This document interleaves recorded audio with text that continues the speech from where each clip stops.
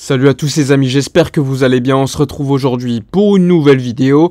Alors dans cette vidéo, avant de parler de l'actu et de tout ce qui s'est passé notamment hier, petit instant promotion et concours. Alors concours pour gagner un maillot comme le mois dernier. De toute façon maintenant chaque mois je vais vous faire gagner un maillot. Pour participer au concours, tous les détails sont dans la description, donc il suffit de mettre un commentaire. Je participe et je ferai un tirage au sort par rapport aux gagnants dans une semaine.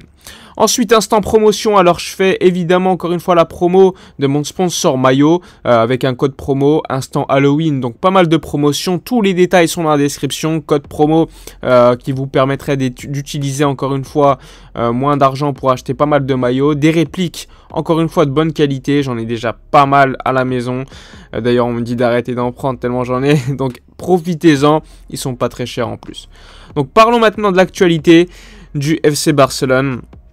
Alors, hier, qu'est-ce qui s'est passé? Hier, après une semaine très compliquée, suite à la possible élimination en Ligue des Champions contre l'Inter, puis la défaite lors du Classico, eh bien, le Barça a fait un voyage vers Paris, au Théâtre du Châtelet, puisqu'il y avait la cérémonie notamment du Ballon d'Or, où était remis également le trophée du Ballon d'Or féminin, du meilleur gardien, du meilleur jeune, également du meilleur attaquant, etc., etc. Donc, le Barça hier a quand même ramené pas mal de trophées. Gavi a été élu meilleur jeune, trophée Copa pour lui hier lors de cette cérémonie. Il faut savoir que les votes, c'est les anciens Ballons d'Or qui votent. Donc il a été élu devant Camavinga, devant Musiala, devant Bellingham et devant Nuno Mendes. Donc par rapport à la saison dernière, je trouve que Gavi mérite le trophée. Par rapport à ce début de saison, je trouve que d'autres joueurs sont supérieurs chez les jeunes. Mais par rapport à la saison passée, je pense que Gavi a été un élément clé et supérieur aux autres. Donc je pense que c'était logique. Donc il a succédé à Pedri. Pedri qui lui a d'ailleurs remis le trophée sur scène. Donc ça c'était quand même une image assez intéressante. Un passage de flambeau. D'ailleurs on leur a posé des questions à Gavi et Pedri. Je crois que c'était R9 qui demandait... qui disait en fait que Pedri Gavi, ça lui rappelait Xavi Iniesta. Donc évidemment cette filiation qui existera toujours à mon avis, même si encore une fois les joueurs sur scène ont dit que c'était des joueurs différents, qu'ils avaient suivi leur chemin et que eux aussi devaient suivre leur propre chemin. Non, ça c'était une réponse plutôt intelligente.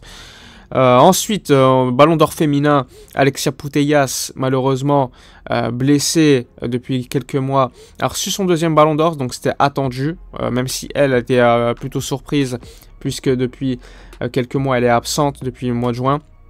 Néanmoins c'était à peu près attendu, puisque le Ballon d'Or c'est sur la saison dernière, donc c'était pas une grande surprise, mais on voyait quand même qu'elle était très très triste de ne pas pouvoir jouer et faire ce qu'elle aime, c'est-à-dire jouer au football. Ensuite, Robert Lewandowski a gagné également un trophée, celui du meilleur attaquant, le joueur le plus prolifique de la saison passée, donc ça c'était logique pour Lewandowski, c'est selon les stats, c'est le critère le plus objectif possible. Et donc Lewandowski a gagné pour la seconde saison consécutive ce trophée, le trophée Gerd Müller. Donc 3 trophées pour les Barcelonais, Gavi, Putellas et Lewandowski. Laporta était également présent. On a pu voir également que le Real Madrid, à l'inverse, a gagné pas mal de trophées aussi. Donc une domination des clubs espagnols, même si eux, c'est quand même des trophées collectifs qui ont apporté ces trophées individuels. Nous, on va dire que c'est un petit concours de circonstances, puisque les critères de remporter la Ligue des Champions ne comptent pas dans d'autres catégories. Donc il faudra évidemment prendre en compte tous ces termes. Donc ça c'est ce qui s'est passé hier après la cérémonie, donc tout le monde est revenu. J'ai bien aimé le discours de Lewandowski, qui lors de la cérémonie a expliqué que le Barça, eh bien, il a été très bien accueilli, qu'il fallait continuer à travailler et qu'avec du travail, il pourrait donc cette équipe pourrait atteindre un potentiel très intéressant et atteindre le niveau qu'elle veut atteindre. Donc ça c'est un discours de leader, on voit que c'est lui le leader de l'équipe, le plus expérimenté, mais également le joueur le plus qualitatif, celui qui marque des buts, même si lors des moins grands matchs, enfin lors des plus grands matchs on l'a moins vu, mais c'est aussi parce que c'est un numéro 9 qui dépend également des autres joueurs pour lui amener les ballons. Donc ça c'était important. Sinon, Alors, cette semaine, elle va être encore une fois très intéressante. Match jeudi contre Villarreal au Camp Nou. Ça va être un match compliqué. Villarreal est la meilleure défense de Liga aujourd'hui, avec 3 buts encaissés, je crois. Ils viennent de donner une dérouillée hier à Osasuna. C'est une équipe avec Unai Emery qui a toujours, depuis quelques saisons, certaines régularités. C'est au Camp Nou. Il faudra que le public soit là. Il faudra que l'équipe reprenne confiance. Sans oublier que la fin de la semaine affronte, je crois, Bilbao. Encore une fois, un adversaire de grande qualité cette saison, avec Valverde de retour au Camp Nou, encore une fois. Quand même dingue, hein, ce calendrier. On enchaîne le Real, l'Inter, Villarreal, Bilbao, avant le Celta. C'est un calendrier complètement fou. Donc le Barça va devoir faire le job. Villarreal, ça va être très compliqué, mais le Barça doit reprendre du rythme parce qu'on a perdu lors du Classico. Il ne faudra pas oublier que la Coupe du Monde arrive assez rapidement, donc engranger des points aujourd'hui est clé, sachant que évidemment on n'aura pas de retour de blessure malheureusement. Bellerin par exemple, il faudra encore attendre 1 ou 2 semaines. Memphis, à peu près pareil. Koundé est de retour, mais il n'y a pas Araujo. Et pour Christensen, pour l'instant, on patiente toujours à peu près 2 semaines. Donc ça, c'est un point, encore une fois, à noter, parce que la défense centrale, aujourd'hui, on l'a vu lors du Classico, n'avait pas de niveau. Mais également le milieu de terrain, qui n'a pas assez osé distribuer des ballons dans des zones pour les attaquants. Il y a pas mal de lignes de passe qui auraient pu être trouvées, qui ne l'ont pas été. Et également, évidemment, les ailiers qui n'ont pas fait le job.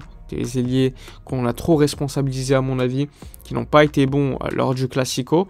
Et lors des rentrées de Ferran et Ansu, on a vu la différence quand il y a une meilleure capacité d'association avec Lewandowski, et bien il y a également beaucoup plus de danger.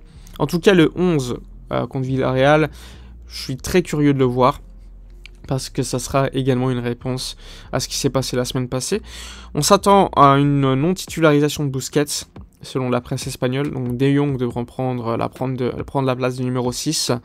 Et ensuite, on devrait voir Pedri et Gavi au milieu de terrain. À voir également, mais des décisions ont été prises par le club.